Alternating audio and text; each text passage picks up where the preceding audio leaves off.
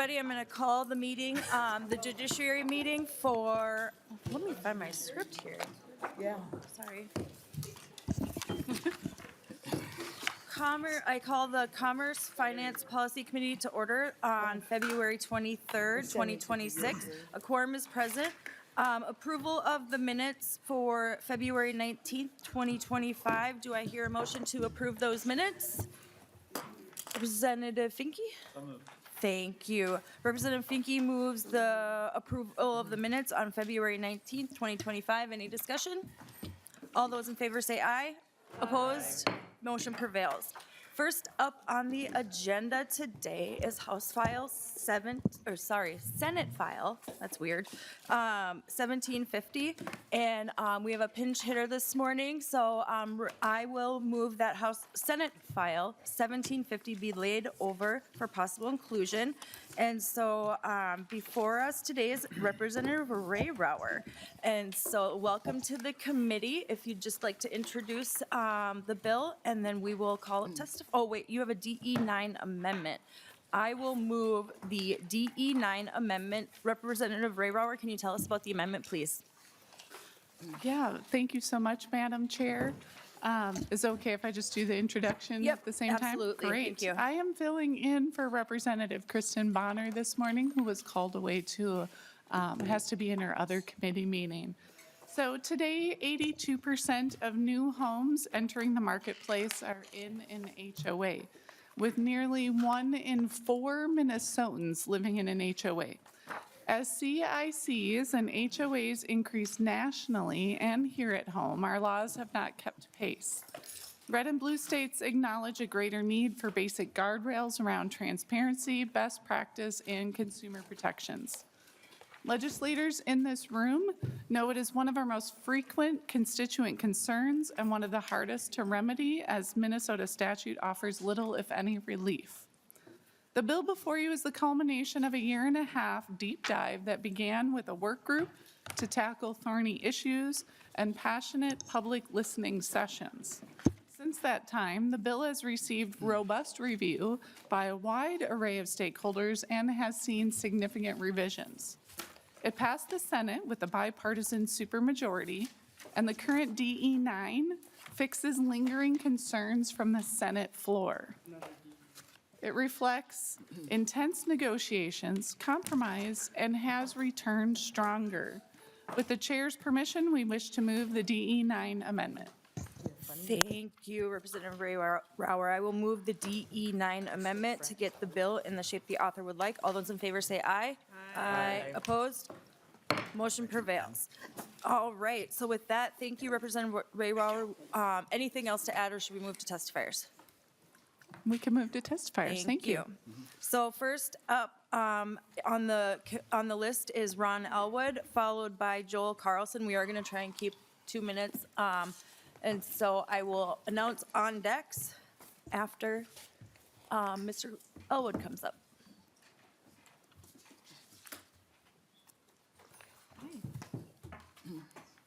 So we're on 1750. You're presenting today. Welcome to the committee, Mr. Elwood. If you could just state your name for the record and proceed with your testimony. And I apologize to inform you of the pinch hitter this morning. Thank you, Chair Cagle, Chair O'Driscoll. First, I'd like to thank Representative Rauer for pinch hitting today. Legal Aid is here today to testify in support of Senate File 1750. The DE9 has come a long way to address the feedback from the authors, Representative Bahner and Representative Mecklin, have heard throughout this process. And I know they are more than willing to continue the dialogue with stakeholders who in good faith are interested in addressing the concerns you all have heard throughout the years about HOAs. I also want to express my deep appreciation to the Minnesota State Bar Association, and particularly Tom Bray, who is the chair of the MKIWA subcommittee of the real estate section of the bar.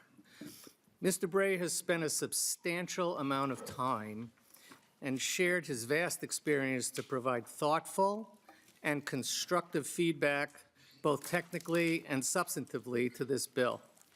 and a considerable number of the changes reflected in today's DE9 are a result of Mr. Bray's analysis. The bill is better for his involvement.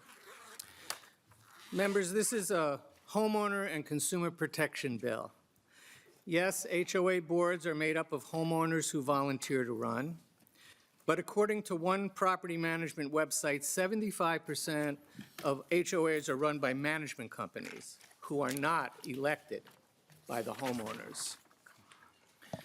The complaints that legislators have received over the years were so great that you formed a task force to look at reforms. That task force heard hundreds of angry homeowners tell stories of outrage about abuse and conflicts of interest by HOAs and management companies, and large and ever-escalating attorney's fees that place their homes in jeopardy. I will share just one story from legal aid. We represented an elderly homeowner who was assessed a hefty sum for alleged damage she caused to her unit. She insisted that it was the prior homeowner who caused the damage and she was not liable for the assessment. Our attorney found the evidence to sustain our client's story and sent that to the HOA's attorney. We got a letter back saying, yes, you're right, we are withdrawing the assessment. Here's our fee for $400. So members, thank you for hearing this bill, and ultimately I hope this committee will support the vital reforms contained in Senate File 1750. Thank you. Thank you very much. Joel Carlson on, and then on deck, Matt Greenstein. Good morning. Welcome to the committee. If you could just state your name for the record and proceed with your testimony.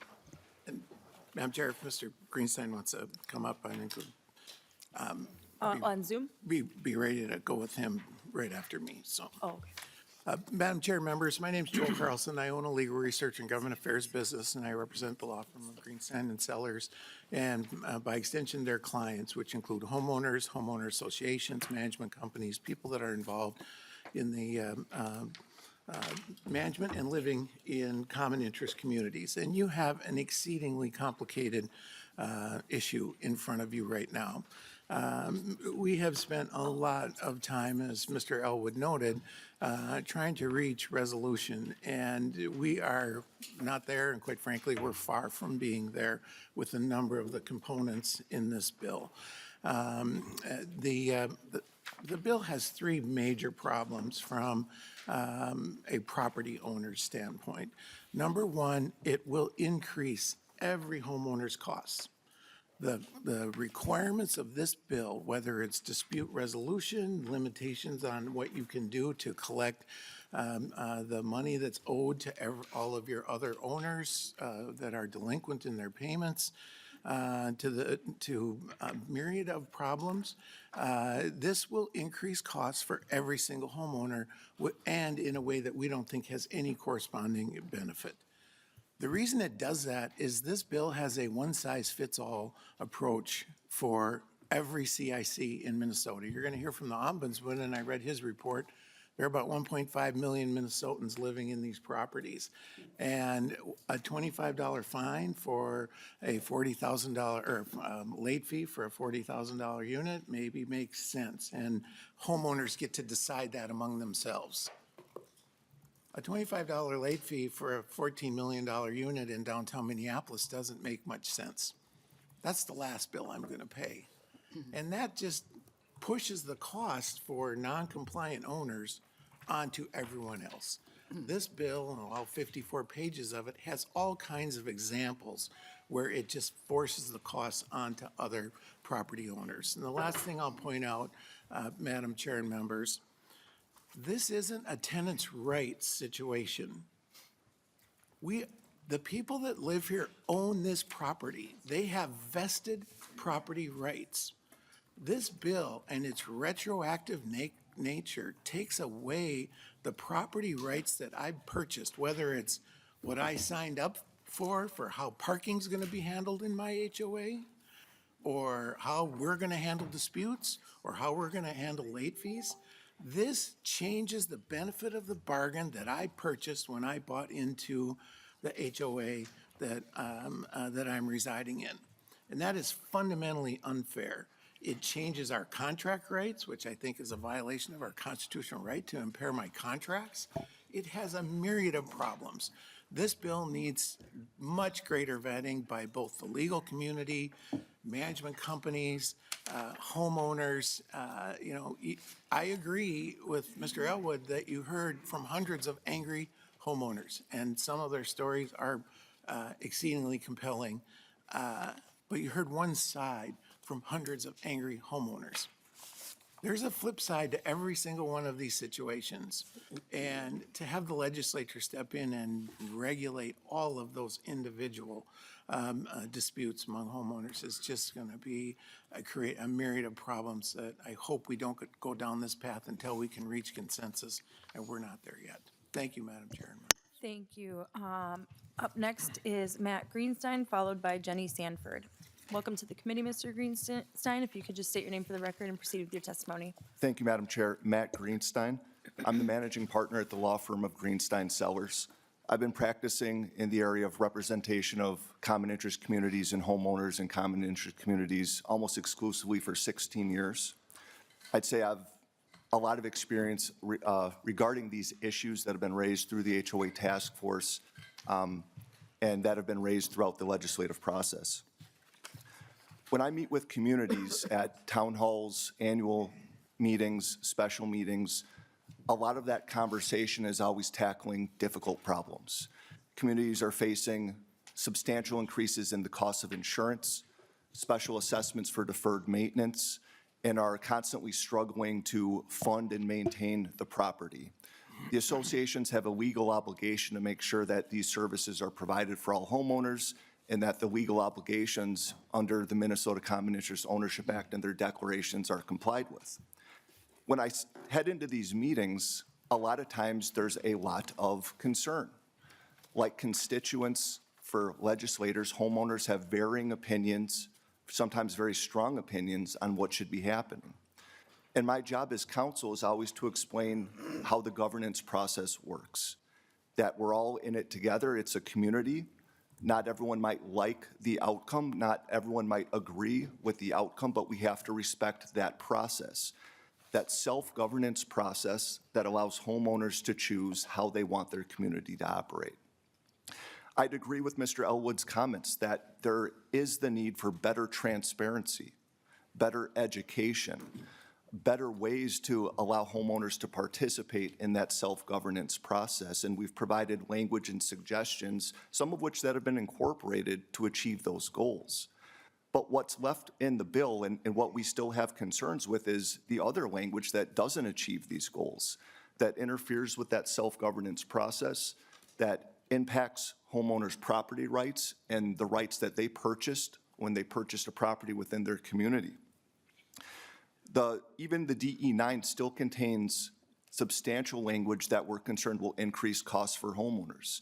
Homeowners are every year facing increased assessments for insurance and other costs, and now there's additional obligations that are going to increase the cost for management, increase the time for board members to meet their fiduciary duties that already exist under law. It's going to impose limitations on the ability to contract the options available for communities. It's going to impose arbitrary caps and structures on the ability of the association to incentivize timely payments, which are necessary in order to fund all these legal obligations. I believe other people will be testifying here today about the financial strain that is on most communities in the state of Minnesota. A big concern is also the language that incentivizes disputes. While we want to have a process where it's transparent and homeowners can provide feedback, we can't have a process where one decision can be questioned indefinitely for years, taking away time, energy, and resources for more important matters. It wouldn't be fair if this committee made a decision on a bill and then 3 years later, every time the committee meets, there's still somebody who wants to testify about a past decision. There has to be a governance process to allow communities to make decisions and move forward without constant dispute. If you go through the language, almost the entirety of the language about homeowners' rights uses words like dispute, contest, demand hearings. And while some of that is appropriate and some of that already exists under the statute, what we're left with is a process where it will be chaos and there'll be an inability for associations to operate in an efficient manner. And my timer, my 2-minute timer went off a while ago, so if you could please wrap up your testimony, I'd appreciate it. So I will wrap up briefly. I know there's also a corrective amendment on this bill, or on the statute, that's over 200 pages just to make corrective amendments. My concern is moving forward without properly vetting this bill, cleaning up some of these issues. What we're going to be left with is something that the legislators having to clean up for years and years because of the lack of understanding about these operational concerns.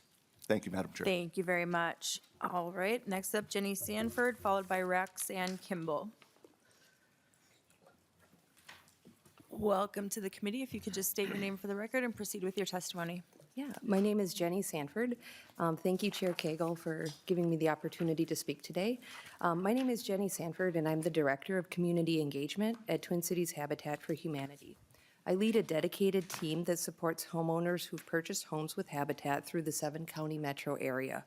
Our team's goal is to help homeowners develop essential financial management and home maintenance skills, as well as foster community building so they can thrive in their homes. My team receives calls on anything from water in the basement to people being ready to sell their homes. And by far and away, the calls related to HOAs are the most difficult to resolve. Habitat has developed over 1,500 homes since the year 2000, and 625 of them, or nearly 42%, are in HOAs. There are 65 different HOAs represented in this cross-section, each with its own unique set of governing documents outlining board functions and community rules. Communities elect boards to interpret and apply rules and regulations, but when the processes break down, homeowners often come back to Habitat for assistance. Issues with HOAs are not rare. In the past 6 months, my team has dealt with challenges in 19 of those 65 HOAs in the last 6 months alone. And the challenges are broad. Unexplained fees, lack of transparency, challenges communicating with management companies, foreclosures, and even a desire to disband the HOA altogether. When homeowners call us with concerns, Habitat does what it can to educate and assist with navigating the complexities of governance, but the support and resources we can provide are not enough when the system is flawed. When we invest in affordable housing, we want homeowners to be set up for long-term success. We need the HOA ecosystem in our state to function and provide a supportive environment where families can thrive. It's disheartening for all parties when the HOA conditions undermine that goal. And we support the changes to this bill so that HOAs across the state can succeed. Thank you. You were right on 2 minutes. Roxanne Kimball, followed by Finn Jacobson. Welcome to the committee. If you could just state your name for the record and proceed with your testimony. Chair Cagle, Chair O'Driscoll, and members of the Commerce Committee, thank you for the opportunity to testify. My name is Roxanne Young Kimball. I'm the President and CEO of the Minnesota Homeownership Center and a member of the legislature's HOA Working Group. I'm here today to speak in strong support of SF 1750, which directly addresses the consumer protection gaps in Minnesota's HOA statutes. Minnesota has more than 8,000 HOAs affecting over a quarter of our state's households. Many HOAs function well and support some of the most affordable homeownership housing options in our state. However, some homeowners routinely face issues that, if they were occurring in any other consumer environment, would trigger immediate oversight. Here's one example shared from a foreclosure advisor in Washington County that is illustrative of the need for this legislation.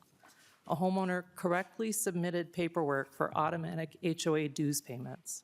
The property management company failed to process it, and the first notice that the homeowner received was a pre-foreclosure letter, followed by $3,600 in attorney's fees, charged simply for asking for a statement on the account. Foreclosure advisors we support see similar patterns across the state. Under current law, homeowners have no guarantee of an informal, no-cost dispute process to resolve this sort of issue, no protection against attorney fee escalation, and no requirement that payments be applied to assessments first. Another issue squarely in this committee's jurisdiction is market fairness. During the working group, multiple homeowners testified that property management companies were steering contracts to affiliated businesses, bypassing competitive bidding and inflating costs for entire communities. Cases were repeatedly cited for manipulating approvals and self-dealing, and highlighted in a March 2025 Minnesota Reformer news article. The Delete All Amendment directly addresses these consumer harms by establishing conflict of interest rules for property managers and boards, requiring competitive bidding for significant contracts, requiring clear, no-cost dispute resolution before charges escalate, and creating reasonable limits on fines and late fees. Giving homeowners more rights and protections for which they have been clamoring. These reforms do not undermine well-run HOAs, they support them, ensuring that communities run smoothly and that homeowners are treated fairly and consistently. SF 1750 as amended is a balanced set of reforms that promote fairness, reduce questionable practices, and bring Minnesota in line with many states that have enacted similar reforms. I urge your support for SF 1750. Thank you. Thank you very much. Up next, Finn Jacobson, followed by Brock Cohen.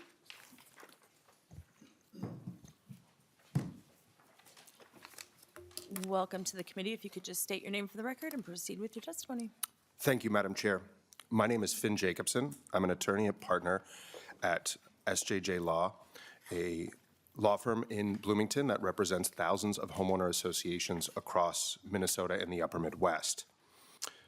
We work on a regular basis with common interest communities, both large and small, urban and rural, working with volunteer board members, community managers, lenders, insurers, and homeowners to try to keep their communities solvent, safe, and functioning. I want to be very clear at the outset. SF 1750 as currently drafted will increase the cost of living in common interest communities for the homeowners who reside in them. It will reduce housing stability and make association governance harder and more expensive. These impacts are not theoretical. They're predictable, immediate, and unavoidable with the bill in its current form. This bill does not eliminate costs. It increases them with additional hurdles, regulations, and red tape that all common interest communities will be required to comply with. Throughout this bill, the legislature imposes fee caps, contract restrictions, and procedural mandates without eliminating the underlying work that still must be done by these homeowner associations. The homeowner association and its volunteer board of directors are still legally obligated to collect unpaid assessments, to retain legal counsel to comply with statutory duties, and to contract for management, maintenance, and emergency services. When the bill increased these costs, the cost does not disappear or get paid by some third party. It is absorbed by the association and passed through as higher monthly assessments to all owners, including seniors on fixed incomes and first-time homeowners the bill purports to protect. The bill's dispute resolution procedure is an example of well-intended but practically infeasible policymaking. Forcing administrative hurdles and burdens will increase governance difficulty and make it more expensive for an association to comply with its governing documents. This is not speculation. We've seen this effect in other regulated markets. Associations will pay more for management, maintenance, and professional services, or they will struggle to obtain them at all. This bill layers in new procedural requirements, bid mandates, meeting rules, enforcement restrictions, and dispute resolution obligations. Each one requires boards to spend more, not less time, with its legal counsel. Volunteer board members do not have in-house legal departments, nor unlimited budgets. When statutes become internally inconsistent or operationally ambiguous, boards do the only responsible thing. They call lawyers like myself or like Mr. Greenstein's firm. The bill therefore guarantees higher legal costs, even as it attempts to cap recovery of those same costs. Again, these expenses will be borne by the entire community, with the net result being higher assessments in weaker communities. In total, this bill will increase monthly assessments, reduce financial flexibility, impair cash flow, discourage qualified volunteers from board service, and push marginal associations towards financial distress. For some communities, particularly older buildings with rising insurance and repair costs, this bill meaningfully increases the risk of a large, unexpected, unbudgeted special assessment or insolvency. And Mr. Jacobson, you're at 3 minutes, so if you could please wrap up your Thank you. testimony. I support appreciate it. modernizing the Minnesota Common Interest Community Statutes. Many stakeholders do, but this bill is not ready. It regulates outcomes without understanding operations, it caps costs without reducing obligation, and it substitutes rigid mandates for the judgment of elected volunteer board members and market realities. Thank you. Thank you very much, appreciate it. Brock Cohen, followed by Regina Gonzalez.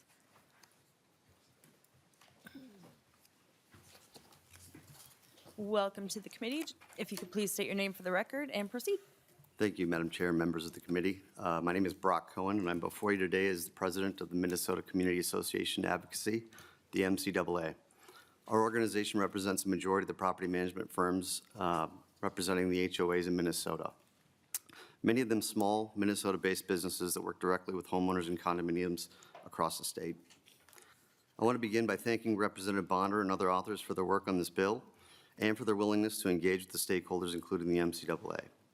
We appreciate the dialogue and sharing the same fundamental goal in protecting Minnesota residents and ensuring our communities are well-run, transparent, and accountable. However, in its current form, 1750 will significantly increase the cost for homeowners and residents living in CICs across the state. This large piece of legislation will almost certainly result in increased costs for the very people the bill is intended to protect, the more than 25% of the Minnesotans that live in HOAs across the state. As drafted, the bill restricts certain contract renewals unless agreements allow for termination at any time with as little as 90 days' notice. In our business and other service-related businesses like it, renewing contracts that are restricted ultimately increases costs to the consumer. This is because we need stability in pricing to make sure that we protect the integrity of our operations. Again, we want to avoid this because we believe it'll raise prices for the end consumer and uncertainty, and then it may also eliminate the ability for people to bid entirely.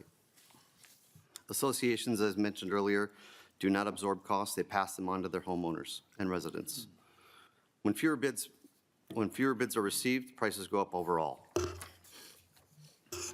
This bill also imposes extensive procurement mandates, bid requirements, and operational restrictions on associations' boards. While well-intentioned, these requirements will drive up those costs as mentioned by delaying projects, creating an administrative burden for volunteer members of those boards, and ultimately limiting overall cost-effective service agreements that exist today. Importantly, Minnesota community associations are governed by volunteer boards, neighbors serving neighbors. These boards already operate with fiduciary duties and responsibilities inside of statutory requirements that exist. Layering a broad one-size-fits-all mandate onto every association, regardless of its size or complexity, will slow decision-making and make it harder for these operations to continue to respond quickly to maintenance issues and emergencies. We want to be clear, we support consumer protections, transparency, and responsible governance. Many of the concepts in this bill reflect best practices already followed by a well-run association. Our concern is that without further refinement, the bill reduces flexibility and places rigidity in ways that will increase the costs for the very consumers that it seeks to protect. We are committed to continuing to work with the authors to refine this legislation so it achieves its goals without unintentionally driving up costs for Minnesota families. Without those changes, 1750 risks creating higher assessments for homeowners, fewer vendor options in those communities, and long-term affordability challenges for the 1.5 million people that live inside of HOAs. Thank you very much for your consideration. Thank you. And next up, we have Regina Gonzalez, followed by Linda Digbaum? Okay, Linda, if you want to come up now.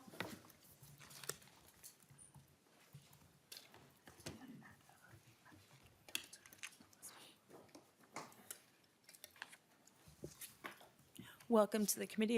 If you could state your name for the record and proceed with your testimony. Good morning.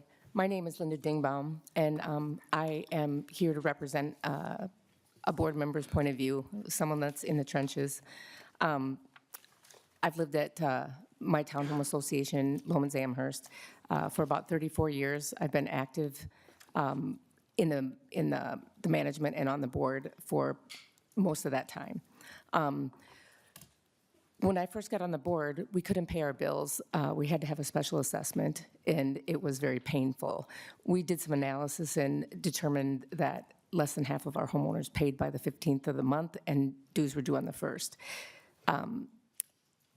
The tools that we used to get back on our feet, where we are today, much better, we are financially stable, are being kind of eliminated in this bill. Mandating a specific charge for late fees for every HOA is very difficult. It's going to cause a lot of problems, and it's going to make it more difficult for us to collect our dues. The only income HOAs have is homeowner dues. And the HOA is not this big, bad corporation. We're simply a group of neighbors. We're a pass-through. We pay expenses for our homeowners. And, you know, some of the, it's already really difficult to get board members. It's volunteer, it's thankless, and you lose your ability to enjoy the amenities. We have a pool. I haven't been able to use it nearly the entire time that I've been there because homeowners are kind of abusive to board members. Not kind of, they are abusive to board members. It concerns me that all the legislation is down to the minute detail, where it just needs to be a little broader to allow HOAs to function, allow people to serve on the board, and be able to get board members. It is so difficult. I'm very concerned about being able to get board members. And what happens to HOAs when you can no longer get qualified board members? That's very concerning to me. Just from the point of view of someone that has served and lived in an association, a big one, we have relatively large, 276 homeowners. We need the ability to get our homeowners to comply with the rules that they agreed to when they bought their homes, the rules that protect everybody. We have very few people that don't follow the rules, but the ones that don't follow the rules create problems for everyone. So I don't know where I am on time, but I just wanted to say the bill would be more appropriate if it was a little broader and didn't legislate specific dollar amounts. And keep in mind, HOA are governed by volunteer homeowners. Adding additional workload to those volunteers when they already have jobs and they already work a lot of volunteer hours for the board just makes it a lot harder to get qualified board members. Thank you so much for your time. Thank you very much. All right, Regina Gonzalez, then followed by Bridget Blunt. Oh, I'm sorry, yeah, that's the right order.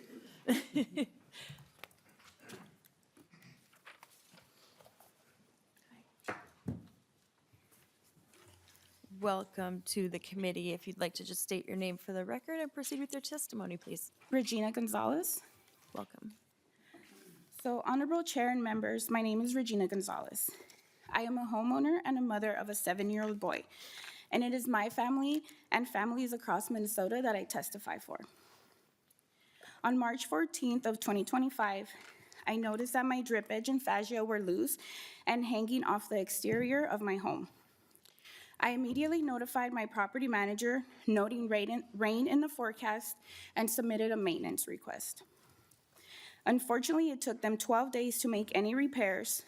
In those 12 days, my drip edge and fascia were exposed to rain multiple times. In April of 2025, we started noticing a musty smell coming from my son's bedroom.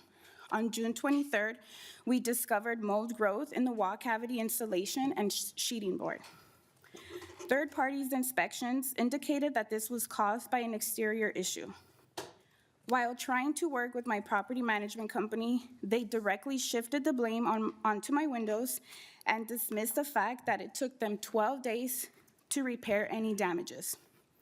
I had another engineer assess my home, and he reported that this was caused by lack of maintenance, exterior maintenance, all which fall under the HOA's responsibilities. Despite these findings, my property management and HOA have refused to acknowledge the results of the inspections and still claim it is my window. In their response, they reserve the right to assess all damages back to our unit and insist that I cease all communication with my HOA board and neighbors. My family and I have been displaced from our home for 8 months now due to mold. We are still paying mortgage, insurance, and HOA fees and utilities. My lawyer has been trying to help us, but without the Attorney General's office and Ombudsman's office, we are unable to hold them accountable. So I am here asking honorable members of the House to be my family's voice and take action so that this nightmare we are living today does not happen to any other family. Thank you very much. Sorry for all that. Next up, we have Bridget Blunt, followed by Jolene Johnson.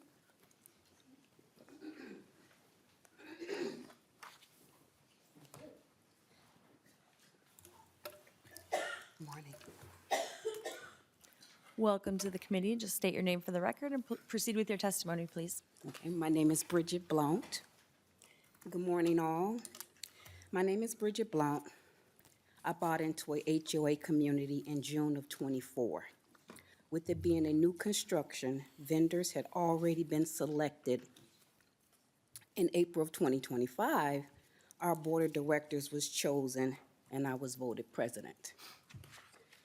With excitement and a great vision for our community, we, the board of directors, hit the ground running. With all the ups and downs, I could share a lot of them.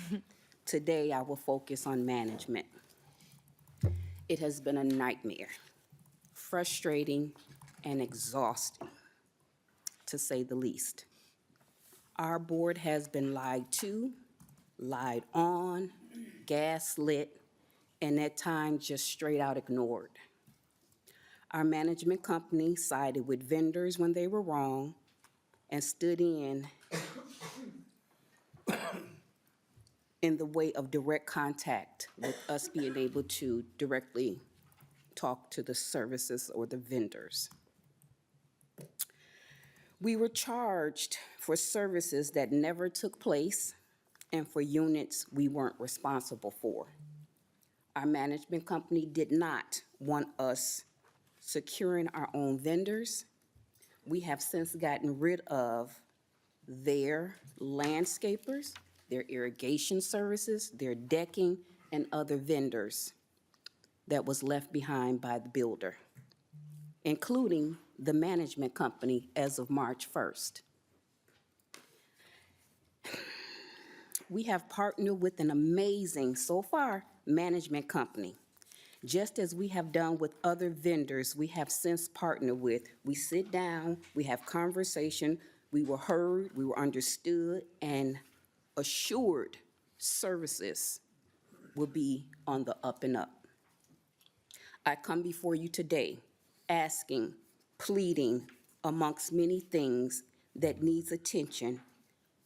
We homeowners, board members, that could really use laws that will protect us from predatory management companies. That's been my experience.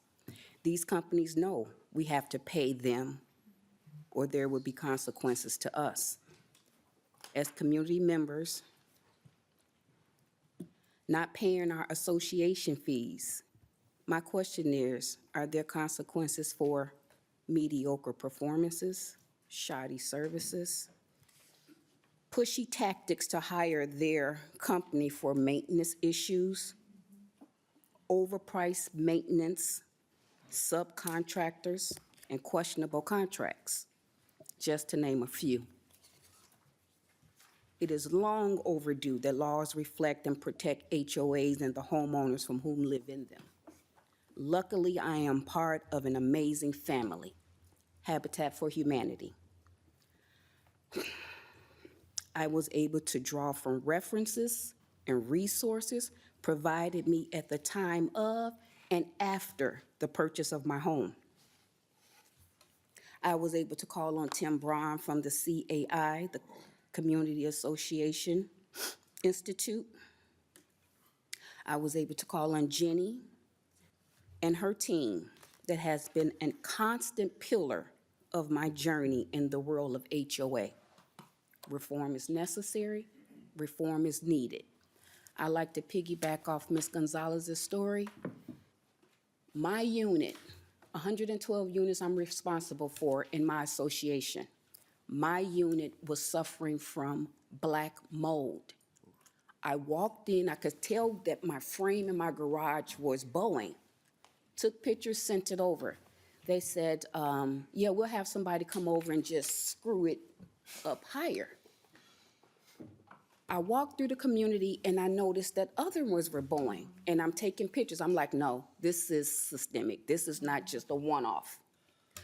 I called them. Of course, they gave me the call your HOA and have HOA take care of it. They were still in our community building. Oh, absolutely not. Our HOA is not responsible for this. This is a builder's issue. They ignored me. They want to push me to the side. I went to the city. I got the city involved. They had to come out, replace my entire garage frame, and went in 3 layers to remove all the black mold and treat it. I have since had them come back out and go through every unit, including the ones that hadn't been built. They're done now, excuse me. They're done now, but the ones that hadn't been built, they replaced the flashing on all of the units because I kept telling them, there is no flashing. I have videotape. Guys, we have to do better. Thank you. If we are going to give our monies, we want to have services that represent us. Thank you for your time. Thank you so much. I really appreciate it. Next up, Jolene Johnson, followed by Matt McNeil, and then if there's any members of the public, please let our pages know. Welcome to the committee. If you could just state your name for the record and proceed with your testimony. Yes, my name is Jolene Johnson, and my husband, Zach Armstrong, and I have lived in Heritage Park neighborhood of North Minneapolis for 18 years. I'm here today to express my full support as SF 1750. Our neighborhood is racially and economically diverse, with many homes purchased through Habitat for Humanity or city programs for income-qualified buyers, just as ours was. However, because of a city mandate stemming from the Holman Decree, our single-family homes were forced into a master HOA. I want to be clear, this HOA is not responsible for any common elements and provides 0 services. Its sole purpose has become collecting dues and finding members. We have paid nearly $5,000 in dues to this HOA since we moved in and have received no benefits other than occasional national night out parties. In 2020, we received a violation letter over a garden that had been placed for 10 years with very few changes. When we began attending board meetings to address this, we uncovered something deeply disturbing. The HOA was talking about initiating foreclosures on 10 homes out of nearly 100 homes in our HOA. The HOA refused to disclose this information to us, even after multiple requests. We had to comb through the Hennepin County property records house by house to find foreclosure filings. Neighbors were put in foreclosure proceedings over late fines and dues of under $500, including for issues as minor as leaving garbage cans out too long. In the end, 10 homeowners, all black, were put into foreclosure proceedings. 2 homes made it as far as the sheriff's sale. While through to the tireless work of lawyers and nonprofits, nobody lost their homes, many families endured incredibly stressful situations all over an HOA that provides no services. We organized and fought these discriminatory foreclosures and filed an attorney general complaint. In retaliation, the management company stated that any further questions would be routed through their lawyer and billed to us. They ultimately charged us nearly $4,000 for simply asking questions and fighting for our neighbors. We were billed for the time spent responding to resident petitions and even newspaper articles written about our situation. The HOA aggressively billed other residents for legal fees too. Some were even charged just for requesting itemized receipts. Crucially, our data collection showed that non-white residents were forced to pay different legal fees than white residents. If this were a public government organization, clear rules would bar this discrimination and provide avenues for recourse. Because the current HOA laws benefit management companies at the expense of residents, addressing these abuses was incredibly challenging. Through a pro bono lawyer, we eventually reached a settlement with the Minnesota Department of Human Rights, which included the repayment of legal fees and monitoring to prevent further discrimination. However, MDHI did not have the authority to dissolve our unnecessary HOA. In fact, there was no feasible way for anyone to dissolve our HOA under current state laws. Our current board unanimously wants to dissolve. Under current law, doing so requires the approval of 80% of homeowners and 80% of mortgage holders. While we have the support of 95% of our homeowners, we are trapped by an impossible hurdle of getting dozens of financial institutions to sign off. Meanwhile, due to the insurance claims for this ordeal, our board insurance skyrocketed from $2,000 to over $9,000 a year, significantly increasing our yearly dues. We are trapped in an organization providing zero benefits. Without this bill, we will be forced to further raise dues on low and moderate income families just to cover the cost of existing and go back down the road of foreclosure proceedings. It is sickening to imagine taking a neighbor's home just to maintain a state mandated HOA that provides no value to its residents that everyone agrees should not exist. This bill protects homeowners. This bill provides critical common sense solutions to the nightmare that we've lived through. It allows for the dissolution of single-family HOAs with no common elements by 67% vote of owners. This removes the impossible bank approval mandate. While our type of HOA is not common, this reform is critical. It also provides an avenue for single-family HOAs to move toward dissolution by removing common elements they no longer want to maintain. It requires free notice before an HOA can refer a homeowner's question to legal counsel. This prevents the excessive bills that we receive. It is also vital the provisions that force transparency and limit massive legal fees for issues that can be resolved without lawyers. It bars foreclosure for minor fines and for past due bills that are relatively small and recent.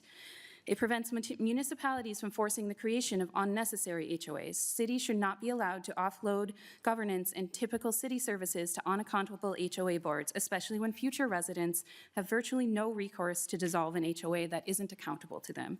In conclusion, HOAs have shown to increase the cost of homeownership and exacerbate segregation by income and race. This bill makes critical changes to prevent the worst abuses while still allowing well-run, transparent HOAs a way forward. Nobody should be forced to endure what my neighbors and I faced. I urge you to support or to vote yes on this bill and to make Minnesota a leader in protecting homeowner rights over management company and lawyer profits. Thank you. Thank you very much. Next up, Matt McNeil, followed by Keenan Ravity. Thank you. Welcome to the committee. Please state your name for the record and proceed with your testimony. Good morning. Thank you.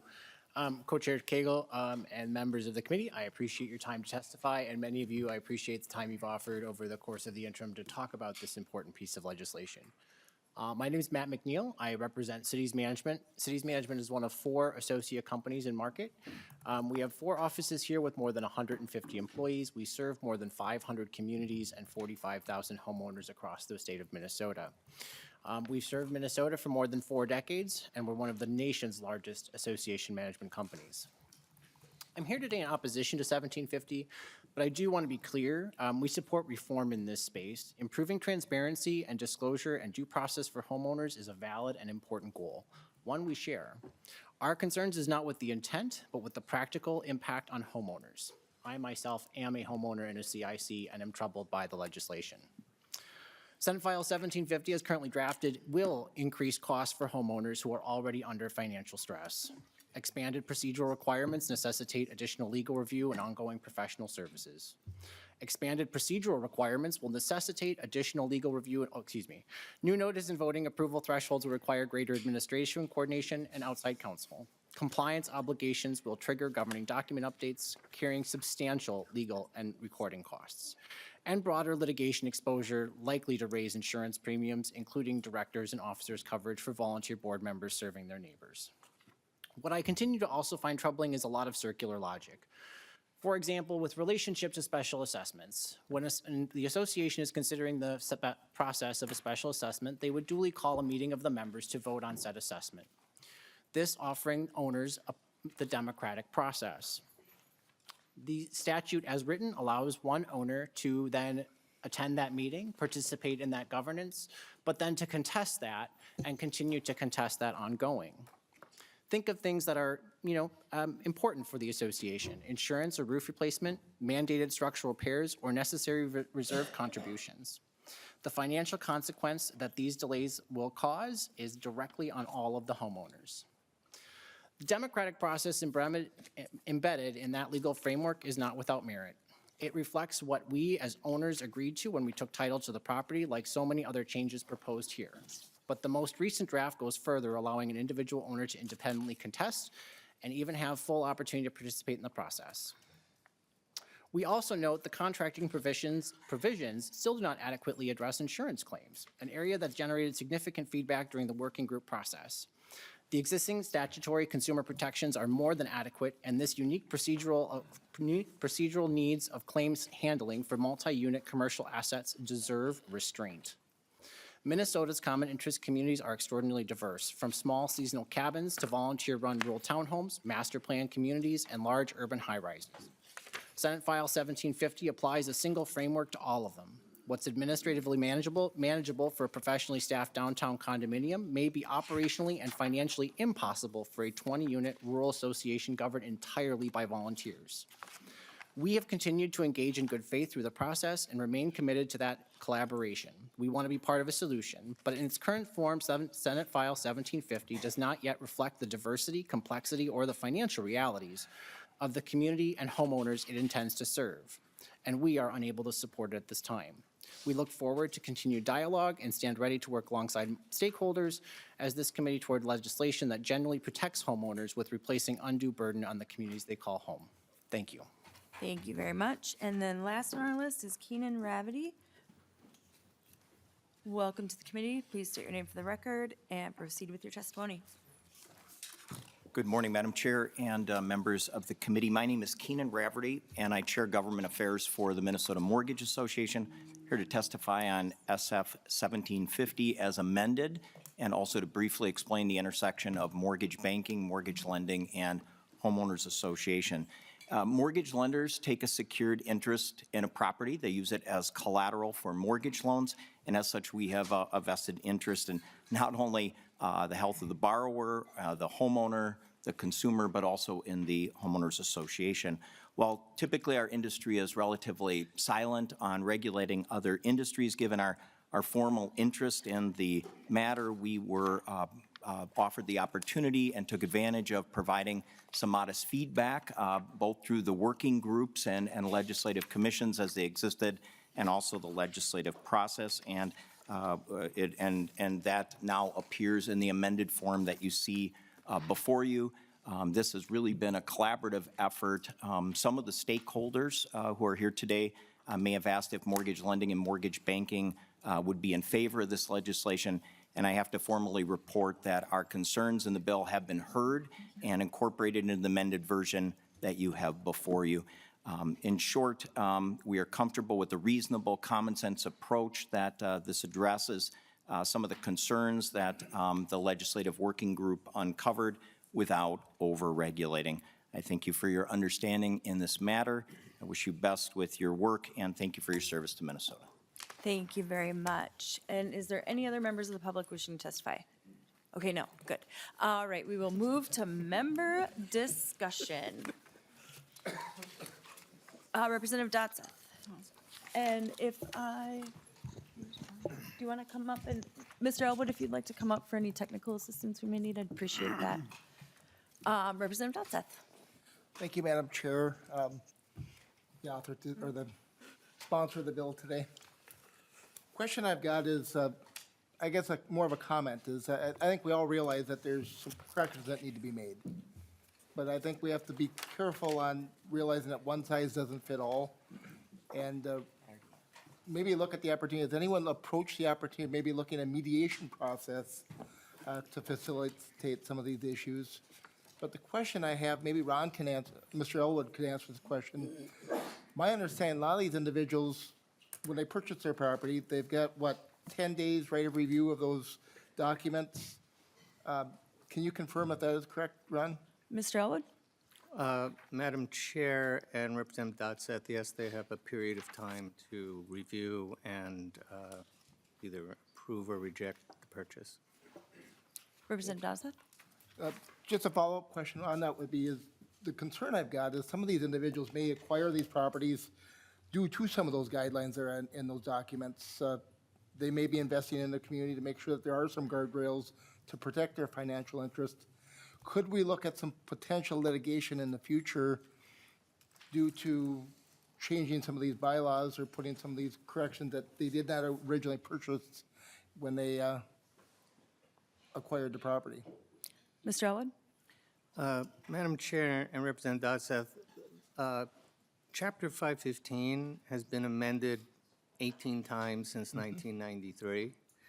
And so some of those amendments are prospective and others are retroactive. And so your question is the same question that prior legislatures have faced. And it's exactly the same thing. If I purchased today and the legislature changed the statute. In fact, one of the provisions in Chapter 515 actually contemplates future changes to the statute. So, you know, the law is the law, and you have the right to change it, and you have the right. There's been some issues around retroactive lawmaking that's been raised, and as I mentioned, the legislature has done that in the past, and it can do it again. It's your prerogative to do that, to change the law to protect folks. And I would also just mention that, you know, you have 10 days to review some extraordinarily complex and legalese kind of documents. It's a tremendous amount of paper. And, you know, if you've ever bought a house, I wonder how many folks in this room have actually read all the documents that you signed when you bought that house and understood. Apparently, one legislator has done that. I can see raising his hand. But this is the same thing. I mean, I think most people, you know, assume that, well, I want to buy the unit and this is it. And you know, is it an excuse that they don't read it and understand it and go to a lawyer? No. But is that the reality of life? Yes, it is. And so that's why I think it's critically important to create some basic ground rules to protect folks. And I would just, well, I'll stop there. Thank you. Any follow-up? All right, next on the list is Representative Van Binsbergen. Thank you, Madam Chair. I guess I have more of a comment as well. You know, I'm trying to, there's a lot of things in this bill that I really question. I'm trying to understand how new laws, new regulations are going to control cost. I've been in this space as a business owner. I own a management company, and we've managed properties like this. And my experience tells me that you know, we work with the homeowners. We are a team with them. And it's been my experience, if Mr. and Mrs. Homeowner on a board don't like my service, they fire me. They get rid of me. And I think our laws still allow that. So I think adding this, you know, is just, you know, it's obviously an extra law, extra rules that we don't need, that volunteer boards are going to have even a harder challenge understanding. As I have sat with homeowners, the biggest piece that they look to do at every month and every year is to control their costs. And you know, this is only going to, as we've been hearing from testifier after testifier, this is only going to increase costs to these boards that are, several of these organizations are just surviving now. And, you know, and I question, one of the testifiers said that 75% of the homeowner associations are run by management companies. No, they're ran by local boards, homeowners that have ran for these spots and been elected. They aren't ran by management companies. They work with management companies. So, thank you. Representative Rauer. Yes, thank you so much for your comments. I did get the opportunity to hear this bill in the housing last year. And what it really does is add a layer of transparency and accountability. Now, I'm sure that your board is run well and making the right decisions. Unfortunately, we heard a lot of very specific examples about bad actor boards, and that's what this is about, is holding those accountable. I would ask you to also touch base with Representative Meckland, who gave some very specific stories. If I remember correctly, which I may not because it was a year ago, there was a very specific example of a board choosing to replace septic, and it was going to cost the homeowners $20,000 apiece, and they were only giving them a few months to pay that bill. So sometimes decisions can be made that are irresponsible and unaccountable, and there needs to be a path for resolution for that. I don't know if you want to add to that. Mr. Elwood? Madam Chair and members, a couple of things. First of all, in terms of the comment that, if you don't like somebody, we can fire them.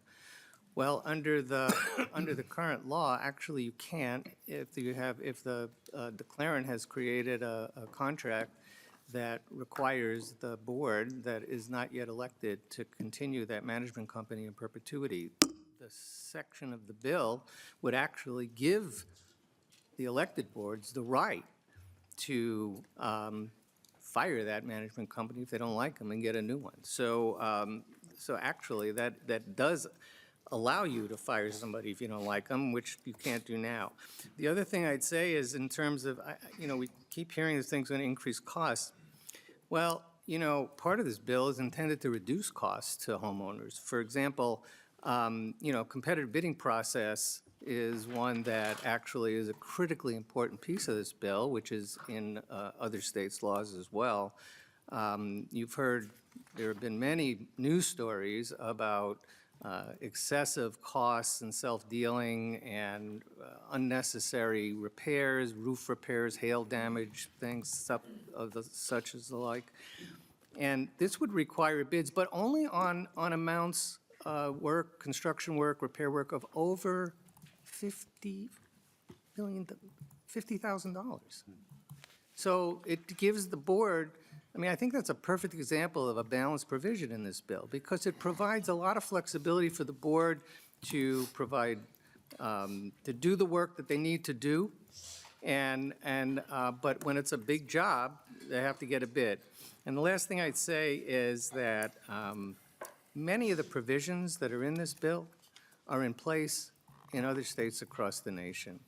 And the homeowners associations have not gone under. There's plenty of in fact, they're in states with far more homeowners associations than are here in Minnesota. So the world is not going to collapse when this bill passes. Homeowners will be better protected.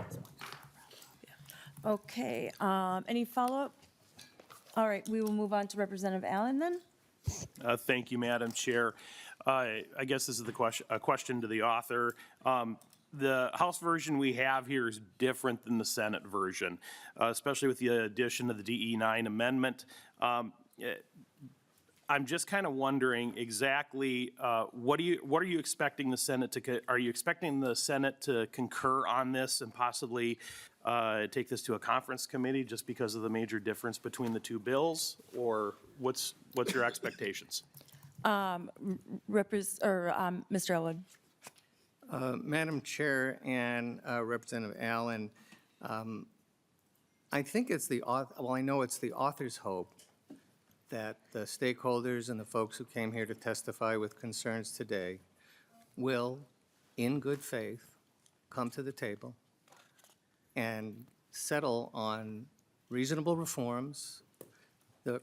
This DE9 reflects a tremendous number of concerns and issues that have been raised between the time this bill was introduced and today. In fact, the Senate version went through 4 iterations, changing every time to listen to people's concerns.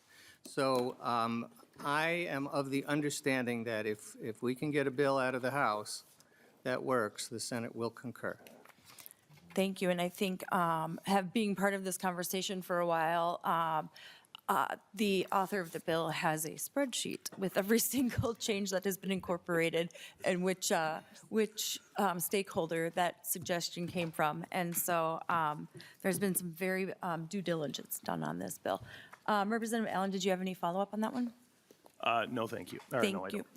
don't. Representative Katiza-Watun. Thank you, Madam Chair, and to all the testifiers who came in to share their stories and their thoughts today. I just want to express my appreciation. Mr. Elwood just kind of got to the point of the bill that I wanted to highlight in discussions, because I've got a lot of concerns that there aren't any anti-kickback provisions in statute up to this moment in time. That's ludicrous. It's insane that an elected body of neighbors then, would reach out to an operations management company for their assistance, for their expertise, and then that management company could require them to utilize their preferred vendors without any sort of competitive bid process, without, anything. There's nothing in state statute up to this point that requires competitive bidding, and that is flabbergasting to me. So for that only, I would support the DE and urge other members to support. But I think also the section about the board meetings and how there's no, up to this point, again, no regulation that the board must make the meeting agenda, contracts, and documents that the board intends to approve or disapprove at the board meeting. This is line 24.26, that section, members. Available to unit owners in any reasonable manner, including but not limited to electronic mailing or posting on the association's website. How are people supposed to know what the board is considering if there is nothing posted? How are they supposed to know that they need to rearrange their childcare schedule so that they can attend this meeting and speak to or against the provision that the board is considering approving or disproving at a board meeting if these things are not publicly available to the residents of these communities? This is long past due. And I appreciate the bipartisanship, all of the folks who have come to testify at the numerous task force meetings, all the work that has been done up to this point. And I really think that we need to move forward on updating our state statute to protect homeowners who reside in these types of communities. Thank you. Thank you. Representative West. Thank you, Mr. Chair. My co-chair over there stole a lot of my thunder. I think this bill is a little too broad, as you see by the level of controversy to pass in such a narrowly divided body. The provisions mentioned by Chair Katiza-Watun, I am very supportive of as well, and I think it would be the best path for the bill would be limiting itself more to provisions like those. I'm a co-author on the bill to demonstrate that, oh my goodness, this needs to be addressed. The fee areas of the bill, the fee caps and those kind of things, will inevitably raise costs for all homeowners because any loss of revenue is going to be distributed across all the other homeowners. And as somebody who used to live in an association, I would much rather have the people violating the terms of the agreement bear the costs of violating the agreement rather than myself, as I have yet to be fined by my homeowners association. And just my experience on this has been the management company of the association I used to live in, when we had the great hailstorm of 2017, required the association I live in to use the vendor they owned to repair our roofs.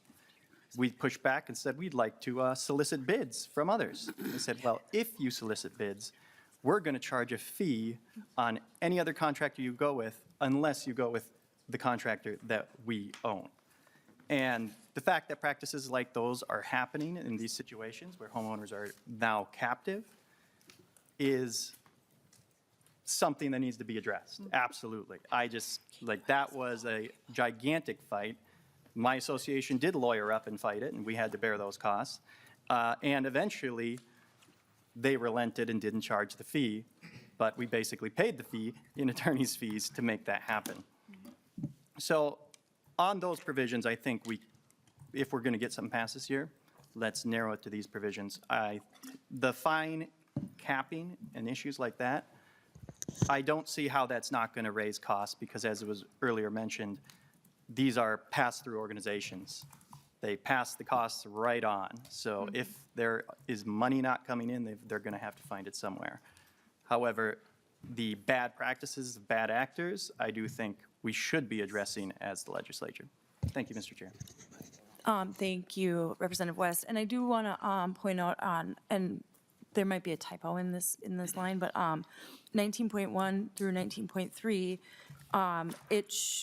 it says, or it should say, that it did not exceed, and I thought the agreed upon language was 25 or 5% of the amount owed. And so, and it's the greater of those two, so it's not necessarily putting a cap on it because it is a percentage of that. But I do understand that there are some cash flow, questions and want to make sure that that the cash flow is there for the homeowners associations. And so that was one of the things that I know the stakeholders worked on. And so we'll have to make some changes on that language because I believe the intent was or, not of. And just a reminder too, we are laying this bill over so that we can maybe work to address some of these issues as well. And so we'd also like to get to some of the other bills today. So I have a couple more folks on the list.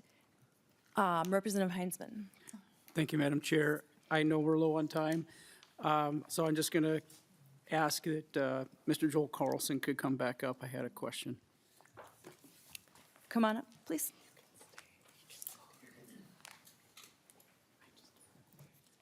As you're making your way, Mr. Carlson, I'll just start.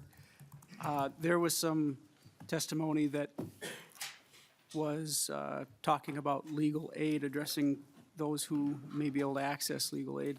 If you could just clarify or give another perspective on that particular issue, that'd be great. Mr. Carlson? Thank you, Madam Chair and Representative Heinzman. Love my friends at Legal Aid.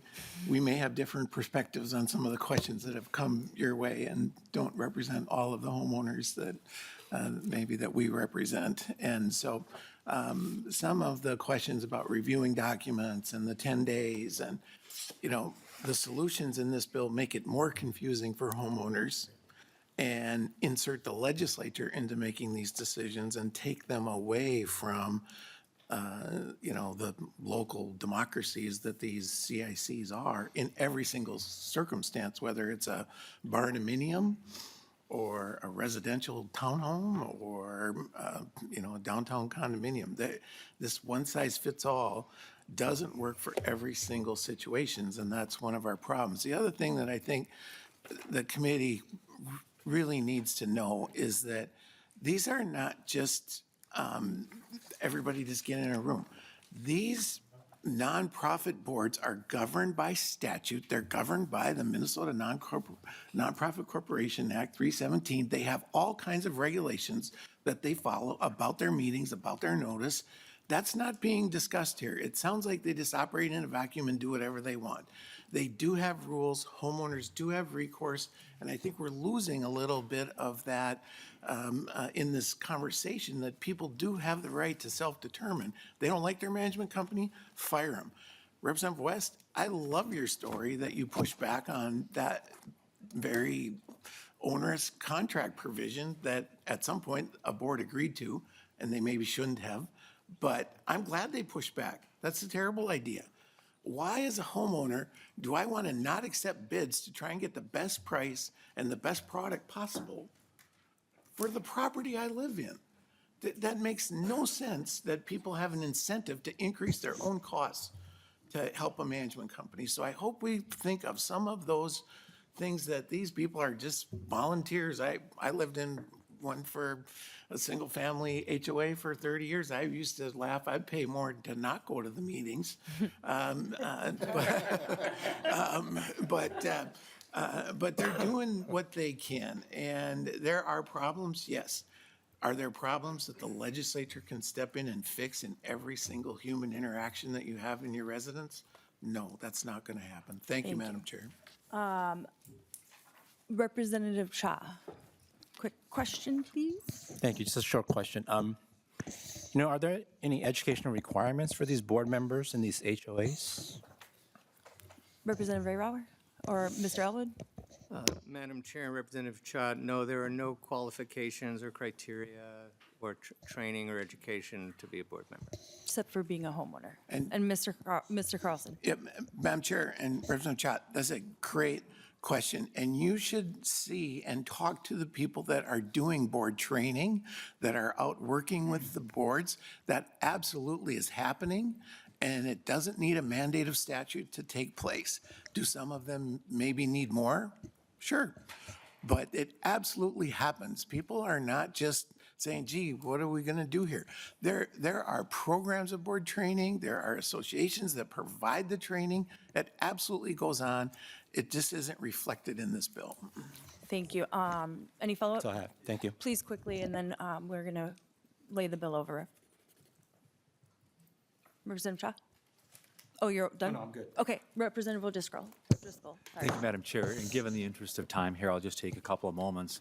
I do have firsthand experience with this professionally and have trained probably 70% of all people who have Minnesota real estate licenses in this state on this very topic. And one of the things that I want to just background for the committee is prior to June 1st of 1994, when this statute came into play, 515, to regulate common interest communities, we were governed under the Uniform Condominium Act. And if you think we have problems now, you should have seen the Uniform Condominium Act, right? That was generic across the entire country, and it wasn't doing the work that Minnesotans needed.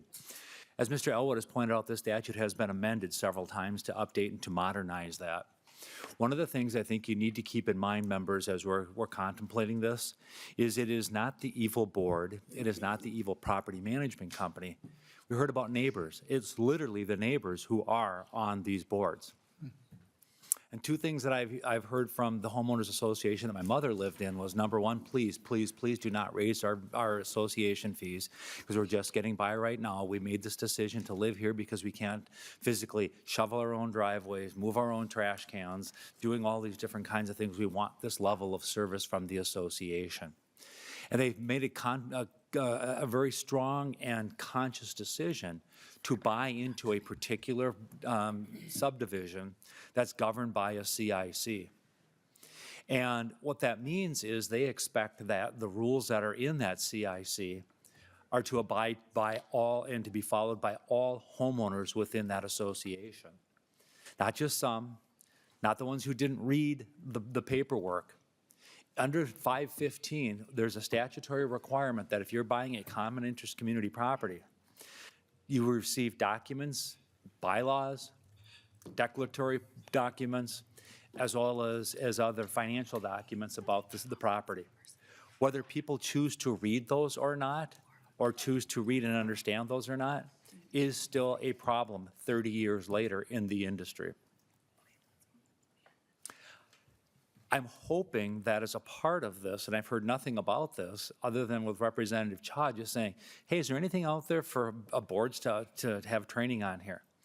It would be helpful in first-time homebuyer programs or other homebuyer programs where we counsel people. We spend time talking about HOAs. What are they? How do they work? Why is it important? The HOA hires the property management company because no individual has expertise, most likely, that's needed to be able to do the day-to-day operations on here. And when a vacancy comes on board, everybody locks their doors, shuts their shades, and doesn't answer mail or phone calls because here comes somebody asking me to be on the board and I want nothing to do with that. By the way, the reason why we have 82% of new developments having HOAs is because it takes the burden off of the cities, the counties, and the townships for regulation. When you put higher density in a given area, you're going to have more compatibility issues and use issues that we hope the HOA will deal with, so we don't have the police being called, music's too loud, this person's doing this person's dog is running on my property. That we internalize those things within the homeowners association for neighbors to work with neighbors to resolve issues.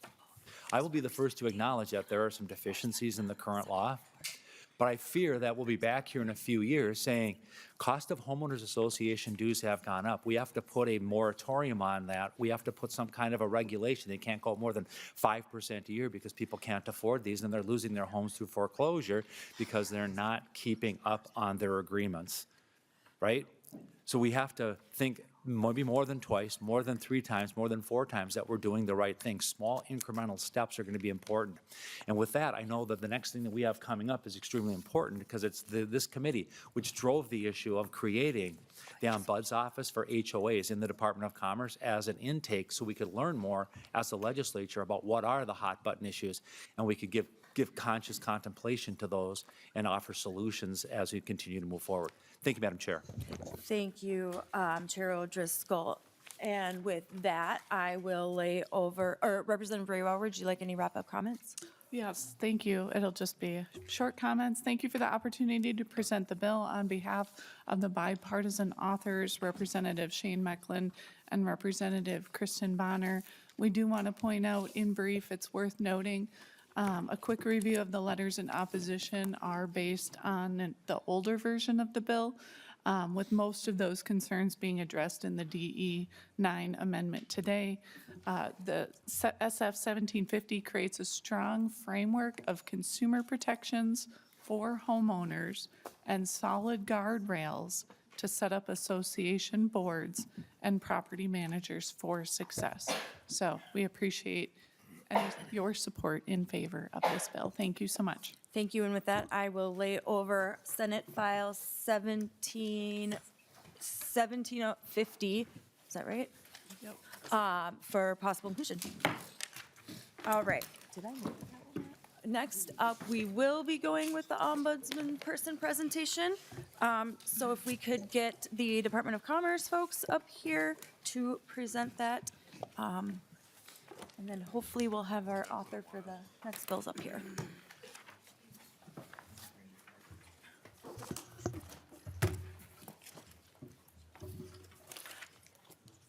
Welcome to the committee. If you could just state your name for the record and proceed with your testimony.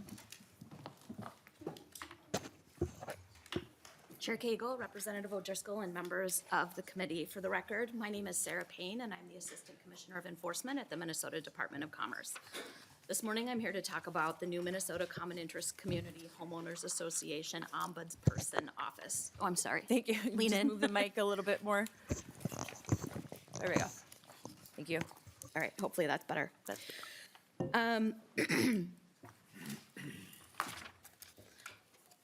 The first slide we have details some numbers on CICs and HOAs in Minnesota, but in the interest of time and given that the previous speakers have gone over a lot of this, we won't go through these in detail.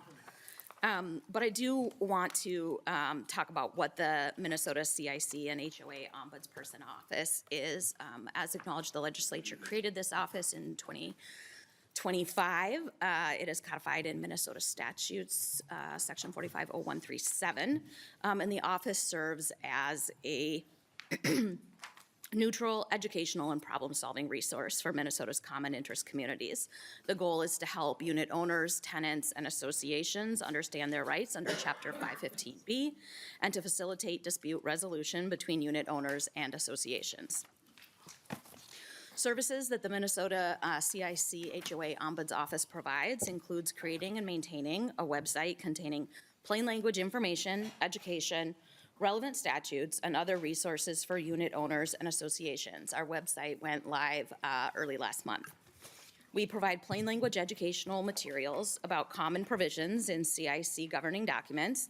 We identify resources and referrals relating to the rights and responsibilities of unit owners and associations. We review complaints to identify patterns and recurring issues, and we will soon offer free informal mediation for disputes involving Minnesota statutes, Chapter 515B, and government documents when appropriate and as capacity allows. Just really quickly, a few things that the Ombuds Office cannot provide is neither the Ombuds nor the Commissioner may provide legal advice. We may not act as an attorney or represent owners, tenants, or associations in legal proceedings. We do not have enforcement authority to investigate complaints, issue fines, or make binding decisions as we do with some of the other areas under our purview. The Ombudsperson also does not intervene in internal association operations such as elections, budgets, dues, or management decisions. Here is a picture of what our website looks like when you go to find us. As I said, it launched last week. It includes pertinent information for both unit owners, tenants, and associations. Again, there's those plain language explanations of common governing documents in CIC and HOAs, information about the services of our offices, again, describes rights and responsibilities for unit owners, and associations, and provide some guidance on additional resources and alternative dispute resolution. Unit owners, tenants, and associations can request help of the Ombuds via our website, email, US mail, or by visiting in person to our offices in the Golden Rule Building. And as you can see on the slide, this is a picture of what our website looks like when you are going to request services and how you can get there. We are still currently developing an informal mediation program with the Ombuds Office. It will be voluntary, no-cost process for resolving disputes between CICs and HOAs and their unit owners. We are currently creating the internal infrastructure and legal documents that we need to begin offering informal mediation. So assistance that's been sought from our office to date, we have received 61 complaints and 659 calls or inquiries. The common issues in those complaints and inquiries have been related to dues and special assessments, maintenance-related issues, insurance questions and disputes, accessing governing documents and financial information of the CIC or HOA, and fees, fines, collection charges, and attorney's fees. This next slide lets you know how you can contact us. Again, it has our website, email, phone number, and our request portal for assistance. In closing, although the office is still new and we are continuing to work hard to build out its capacity, we are proud of the outcomes that we have been able to achieve on behalf of Minnesotans living in common interest communities who have already reached out to us for help, helping owners, tenants, and associations understand their rights and responsibilities, and look forward to soon facilitating dispute resolution through informal mediation. Thank you for your time, and I'm available for any questions the committee may have. Thank you. We will move to questions. Representative Van Winsberg. Thank you, Madam Chair. Just a question about what's the projection for staff with this new office, and what's your budget for this? I know we passed this in the last session, and can you refresh my memory on that? Assistant Commissioner. Thank you, Chair, Representative. I did not bring the budget details with me. I can get back to you on that. I can tell you we have one full-time staff member who is devoted to preparing the educational materials, answering calls, emails, and is also a certified mediator and will be doing the informal mediation that our office will provide. So it's a small office, but we hope to do a lot of good. Thank you. And Ms. Beckel may be able to answer the budget issues. Ms. Beckel? Thank you, Madam Chair and members. Solveig Beckel, House Fiscal. So the bill last year appropriated $347,000 per year, so $694,000 per biennium for the Common Interest Community Ombudsperson Office. Thank you. Any follow-up? Any other questions from the committee? Representative O'Driscoll? Thank you, Madam Chair. Thank you for the information. Was wondering if, given the fact that we spent a lot of time just talking about the issues of 515 and the CICs, is there any preliminary indications or trends that we're seeing that you could provide the committee as we're contemplating what to do with the HOA 515 changes right now, and maybe you could come back at a future point in time when we take this up to share that with some of the common complaints that you're hearing. So maybe we can look at some of those as well for our discussions and deliberations on how to approach changes in that statute right now. Assistant Commissioner. Chair, Representative, certainly we would be happy to go back and get you some aggregated data. I can tell you right now, and I don't want to be too specific given the very small number of complaints that we've had and that the data on those individuals and their associations is not public, but I can tell you that the comments that have been made by the members of the public today are indicative of the issues that we have been seeing. And I think the issues that we've been seeing based on the review of the information we've gathered so far seems to be very on point with the discussions that we've had today. Access to documents, fees, maintenance, those tend to be the most common elements that we have seen in the requests for help that we've received. Representative, Chair O'Driscoll. Yeah, thank you. I just think it'd be helpful for us to have that information on a go-forward basis. And I'm not surprised that you're hearing the same things, that I think the folks who are testifying today are looking for relief, and they were here when we were talking about this last year. So I suspect they were camping out as they were getting concert tickets the old-fashioned way in hard copy. Yeah, well, maybe we'll have a bill for that later. Any other questions from the committee? Seeing none, I really appreciate you being here. And with that, we will move to House File 3479. I know our author of that bill is just hopefully finishing up in State Gov, so I'm going to be pinch hitting for him. So here we go.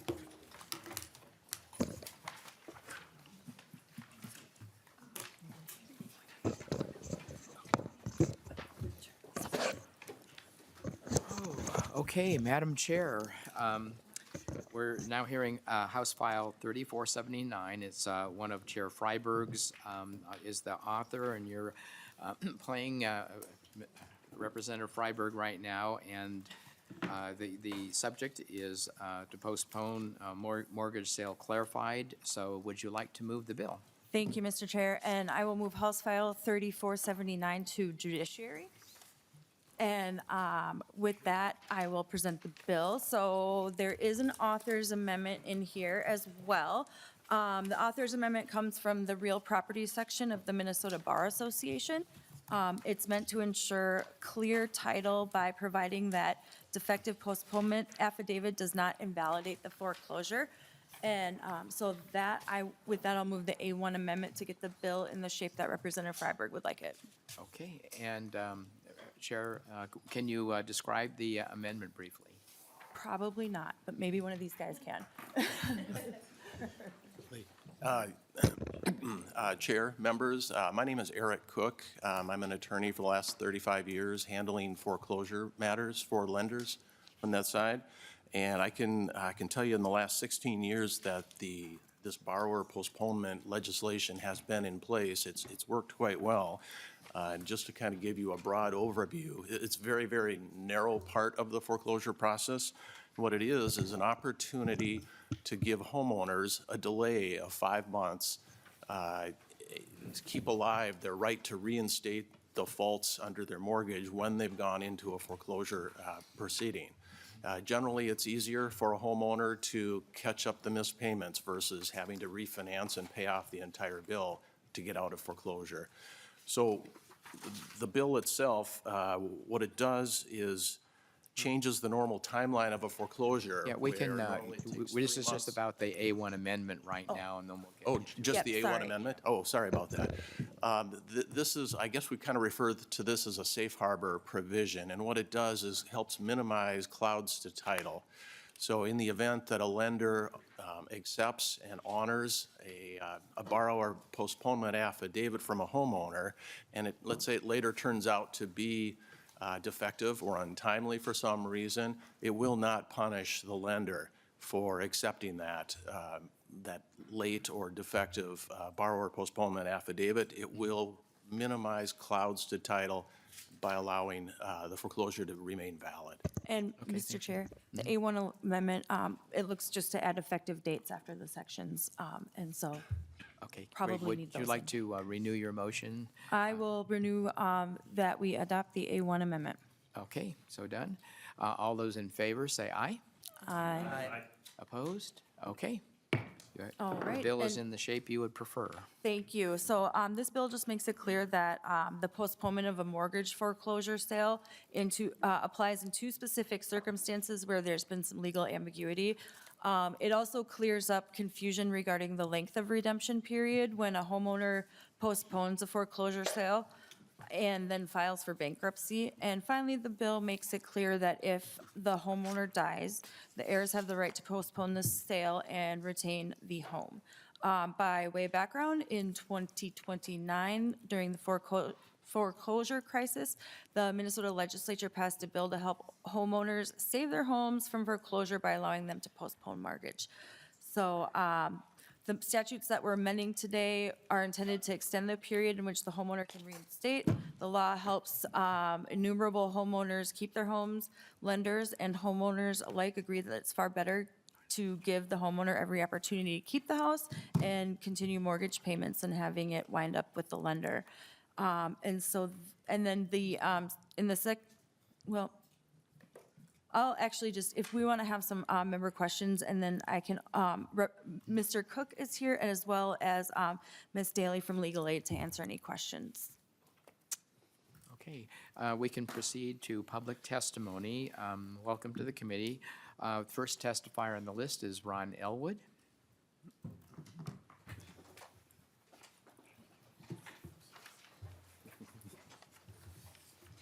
And if you could restate Mr. your Chair, name members, and, I was actually just going to defer my time to Ms. Daly to answer questions. You're very short on time. Okay, thank you. Okay, Ms. Daly. Thank you. And please identify yourself for the record. Sure, thank you, chairs and members. My name is Colleen Daly. I'm a staff attorney at Mid-Minnesota Legal Aid. I have represented hundreds of homeowners in foreclosure. Allowing homeowners to postpone is a very good way to let them catch up and maybe get a loan modification from their lender, essentially allowing them to save their home, save their equity. This bill simply it broadens the universe of who can postpone, so to include heirs. So if somebody dies in the process, one of their kids or whoever stands to inherit the house can postpone the sale and potentially give them more time to save the home. And then it also clarifies some legal ambiguities about when homeowners can postpone. So it makes it more clear, gives them clearly more opportunities to postpone, where in the past sometimes that's been questionable. So that is basically it. I'm happy to answer questions if anybody has questions. Thank you, Ms. Daly. Any, Representative Freiberg, would you like to maybe say a few words quick? Thank you, Madam Chair, members of the committee. First of all, I apologize for my delay. There were close votes in the committee I serve on that was going on at the same time. So I don't know what's been said. I know we're close to adjournment time, but this, so I'll just maybe leave it at that. I'm assuming you did an excellent job presenting the bill, and at the risk of being duplicative, I will not repeat what you likely said. I'll just say this is a good consumer protection bill, and I appreciate your consideration of it. Thank you. Mr. Cook, would you like to add anything to your previous testimony? Just real briefly, in the interest of saving time, from a big picture perspective, this bill has always been a good tool available for homeowners to avoid a foreclosure process. It also adds value to lenders as well, because lenders don't want to foreclose on a house. They don't want to have to take a house back into their inventory and sell it on a liquidated basis. And what this does is gives a homeowner an opportunity to return their mortgage loan to a performing loan, which is good for lenders.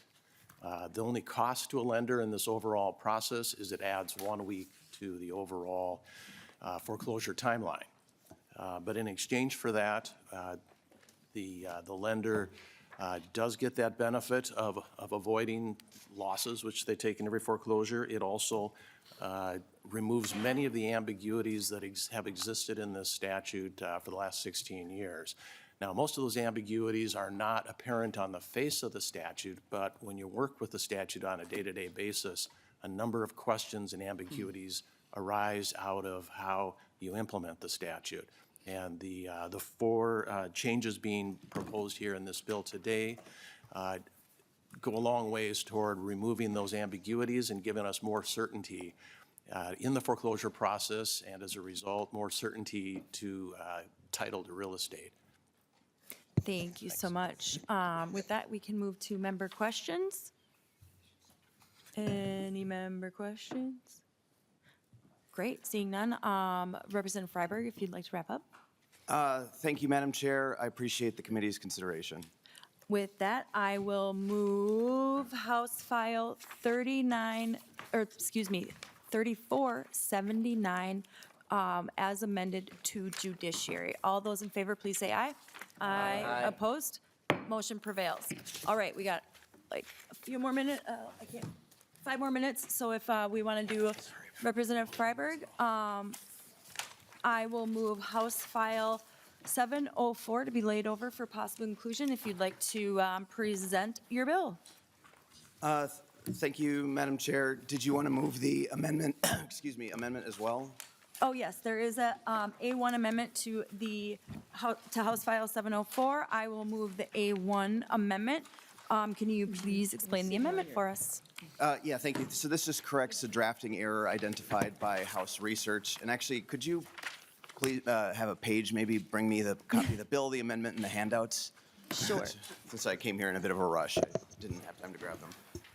Thank you for your consideration of the amendment. Oh, there, Representative Heinsman, thank you. All right, if you'd like to go ahead and, so any discussion to the A1 amendment? All those in favor signify by saying aye. Aye. Opposed? Motion prevails. All right. Representative Freiberg, if you'd like to present your bill as amended. Thank you. House File 704 is a bipartisan bill intended to address problems that occur when a mortgage payoff statement has an inaccurate amount on it. Real estate closings depend on the accuracy of mortgage payoff statements issued by mortgagees and mortgage servicers. House File 704 amends Minnesota law to establish a clear framework governing reliance on payoff statements and the correction of understated payoff amounts. I know we're close to time. I have a longer description of the bill, so maybe I'll just leave it at that and give time to my testifiers. All right, thank you so much. All right, with that, we have the other bill. Sorry, I'm also out of whack here. All right, testifiers, we have Adam Shad. Did I get that right? Good enough, Adam Shad. Shad. And Chad Novak, and followed by Keenan Rafferty. So if you'd like to proceed with your testimony, state your name properly and proceed, please. Yes, thank you. Good morning, Madam Chair, members of the committee. My name is Adam Shad. I'm with the Minnesota Land Title Association. I'll give the short version as well. This is a bill about fairness and efficiency in Minnesota's real estate market. As part of the home sale process, title companies get a payoff statement from a lender, so we know how much has to be paid to satisfy the mortgage. In most situations, that goes great. On the day of closing, we wire the funds according to the terms of that statement. The lender receives them and satisfies the mortgage. We've run into growing issues with a multiple number of national servicers who give the payoff statement, we send the funds on time, and then sometimes a week later, sometimes 3 weeks later, we get notified that more money is due. They want another $1,000, another $2,000. They won't satisfy the mortgage until they receive it. They will continue to accrue interest on the entire principal balance. As title companies, we're sort of left holding the bag. There's an innocent purchaser who is facing the risk of foreclosure, and it causes chaos, it causes unpredictable results. And so what our bill does is offers a simple solution.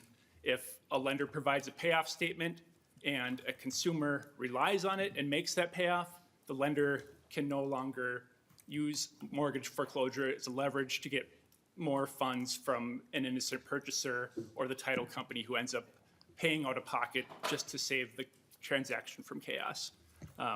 Keeping it quick, that's my testimony. Thank you. Thank you, and we have been given the okay to go another 5 minutes. So, Mr. Novak, if you'd like to introduce yourself for the record and proceed with your testimony. Thank you, Madam Chair, members of the committee. My name is Chad Novak. I'm here on behalf of the Minnesota Land Title Association, where I'm a board member and legislative committee co-chair.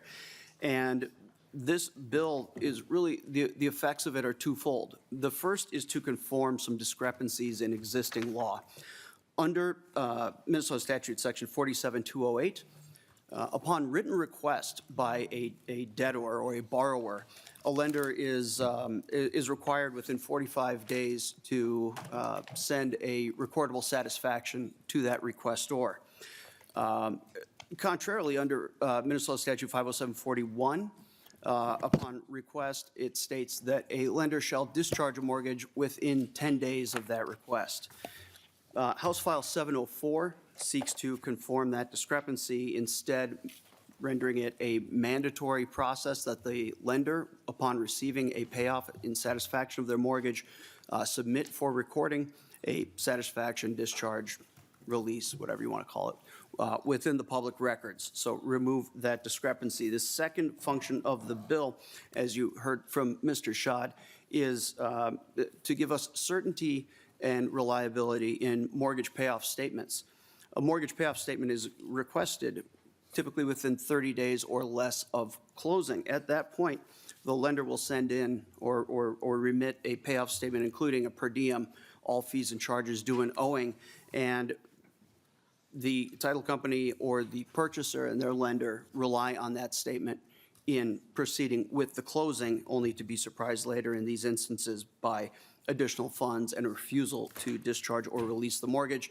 This bill seeks to place that requirement on a lender to abide by their written payoff statement when the title industry or a purchaser or their lender has relied on that statement, and upon delivery of that statement, and delivery of funds in compliance with that statement, release that mortgage. Thank you. Thank you. Mr. Raverty?